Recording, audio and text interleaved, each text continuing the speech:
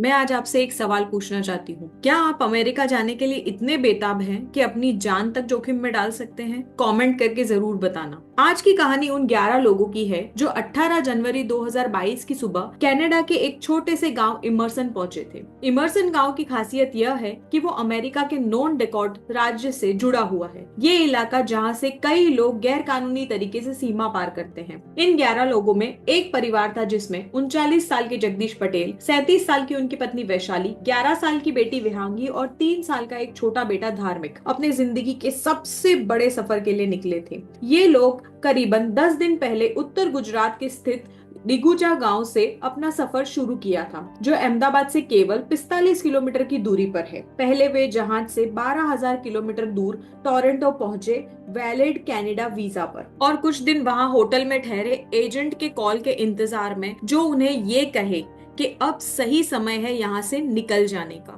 Immersion का तापमान -35 degree centigrade था, जो गुजरात के मौसम से बिल्कुल विपरीत था, जो कि जनवरी में इस समय +30 डिग्री था। इस वजह से उन्हें इतनी सर्दी लग रही थी कि उनके आंसू पलकों में जम रहे थे। और डरावनी बात तो ये थी कि वो जगह बहुत ही सुनसान थी, दूर दूर तक बर्फ से ढकी हुई थी। जमीन पर कोई इंसान नजर नहीं आ रहा था। घर के अंदर भी राहत नहीं थी। भट्टी के लिए इतनी लकड़ियां नहीं थी कि वो सब एक साथ भाप ले सके। चाहे वो जितना भी खाना खा रहे थे, फिर भी उनका शरीर गर्म नहीं हो पा रहा था। ठंड बहुत ज्यादा लग रही थी। उन्हें आश्वासन तब मिला जब 2 कनाडा एजेंट, जो उन्हें बर्फीली सीमा पार करने में मदद करने वाले थे, उन्होंने बताया कि कदम छोटे रखो ताकि संतुलन बना रहे और आप गिरे नहीं। हम 10 किलोमीटर दूर दक्षिण की ओर चलेंगे और तब तक चलेंगे जब प्राकृतिक गैस के कारखाने की लाइट नजर नहीं आए। वहां लाल नदी के पास में एक गाड़ी खड़ी मिलेगी जो तुम्हें यूएस के अंदर ले जाएगी, समझ गए?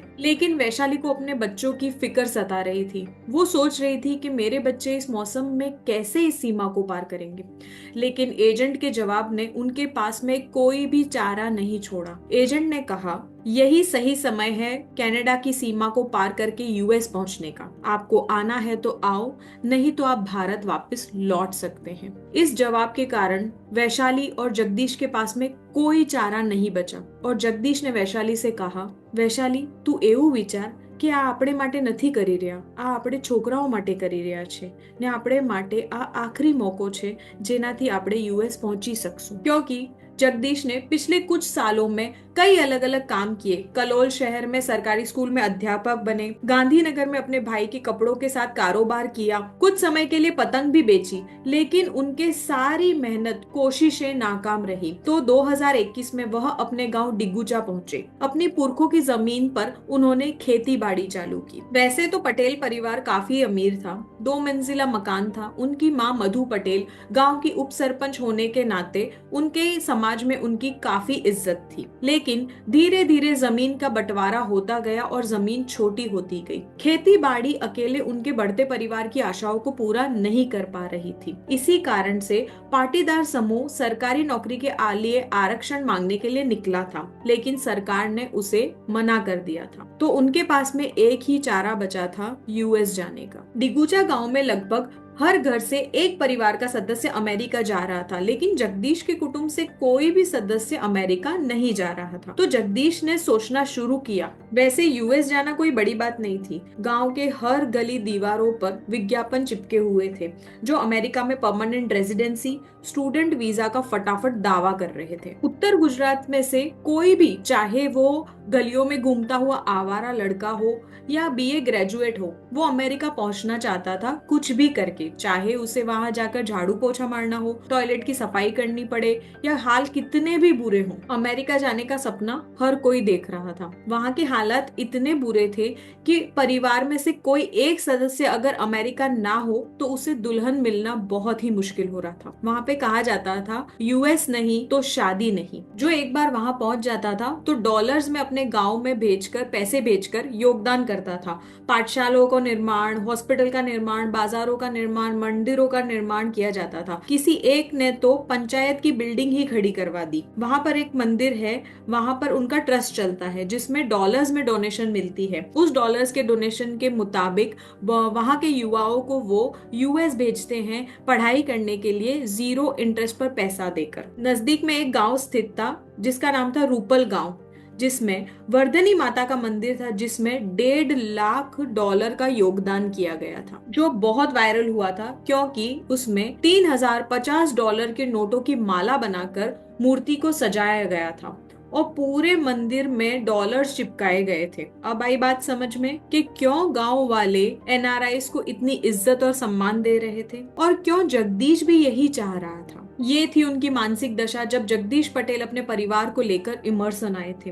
जोश के साथ सबने अपना सफर शुरू किया। लोगों ने जैकेट, ग्लव्स, रबर के शूज, सारे गर्म कपड़े पहने। वैशाली भी अपने बच्चों को गर्म कपड़े पहना रही थी और उत्साह के साथ उसको बता रही थी कि બહાર બહુ ઠંડી હશે, આપણે આને એડવેન્ચર તરીકે લઈએ તો આપણે થોડીક જ વારમાં यूएस पहुंची जईशु। इसी विश्वास के साथ सब लोग ने अपना सफर शुरू किया, लेकिन उन्हें बहुत भारी ठेस तब पहुंची जब वहां के लोकल एजेंट ने उन्हें सामान्य दिशा की तरफ इशारा करके बताया कि यहाँ से सीधे चले जाओ। और उसके बाद वो एजेंट गाड़ी में बैठ गए और वहां से चले गए, उन्हें इस हाल में छोड़कर। सबसे खतरनाक बात ये थी कि जल्द ही सूरज ढलने वाला था, थोड़े ही समय में पूरा अंधेरा होने वाला था। वैशाली ने कहा कि हम एजेंट के बिना ये सफर कैसे पूरा करेंगे? तो जगदीश ने कहा कि भगवाने आपणे आटला સુધી પહોંચાડ્યું છે તો આગળનો રાસ્તો भी एज बतावશે। इसी आशा के साथ सारे लोगों ने अपना सफर शुरू किया। विहांगी ने अपनी माँ का हाथ पकड़ा और धार्मिक को जगदीश ने गोद में ले लिया। 50 किलोमीटर की गति से बर्फीली हवाएं चल रही थी और कुछ घंटों बाद में एक बहुत ही बड़ा तूफान आया जिसने सारा दृश्य पलट दिया। दोनों ही बच्चों को बहुत ज्यादा परेशानी हो रही थी सांस लेने में। विहांगी ने कहा, माँ मुझे सांस लेने में बहुत तकलीफ हो रही है। तो वैशाली और जगदीश दोनों रुके और बच्चों पर ध्यान दिया। इस बीच में बाकी के लोग आगे निकल गए और जगदीश, वैशाली, विहांगी और धार्मिक पीछे रह गए। जब जगदीश ने पलट के देखा तो वो लोग काफी आगे निकल चुके थे। उन्होंने उन्हें जोर जोर से आवाज भी दी, लेकिन इतनी तेज हवाओं के चक्कर में उन्हें कुछ सुनाई ही नहीं दे रहा था। उन्होंने फोन निकालकर फोन लगाने की कोशिश की, लेकिन फोन का सिग्नल भी ऑन नहीं था। दोनों ने इधर उधर नजर फैलाई और सोचा कि उन्हें कोई ठिकाना मिल जाए ताकि वो आसरा लेकर वहां पर थोड़ी देर रुक सके। पर क्या होगा इन चारों का? उनका सपना सच होगा या अधूरा ही रह जाएगा? वैसे सीमा पार करने के लिए पंजाब, हरियाणा और गुजरात के लोग मेक्सिको बॉर्डर को ज्यादा पसंद करते हैं क्योंकि वो भारत की तरह ही गर्म इलाका है। पर प्रॉब्लम तब आई जब ट्रम्प सरकार ने सीमा के कई इलाकों पर दीवार खड़ी कर दी। टाइटल 42 की वजह से सीमा अधिकारी प्रवासियों को तुरंत वापस भेज देते थे ताकि कोविड ना फैल सके। अब सीमा पार करने के लिए लोग कनाडा की तरफ आने लगे, जो सबसे सुरक्षित जगह थी क्योंकि बहुत सारी बर्फ और ठंड की वजह से लोग वहां कम आते थे और सुरक्षा की भी कमी थी। लेकिन जिस दिन सुबह जगदीश और उसका गुट सीमा पार कर रहे थे, उसी वक्त सुबह 9 बजे यूएस बॉर्डर पर पेट्रोल टीम खड़ी हुई थी। यहाँ पहुंचने से पहले उन्होंने एक वैन को पकड़ा था जो गुजरातियों को उस साइट पर मिलने वाली थी, जिसके अंदर कुछ और अवैध प्रवासी भी मिले जो रात को सीमा पार किए थे, जिसमें से 2 भारतीय भी थे। सभी को हिरासत में लिया गया और अमेरिकी ड्राइवर को भी गिरफ्तार किया जो गैर कानूनी कार्य में शामिल था। पेट्रोल टीम कुछ आगे बढ़ी तो वो देखते हैं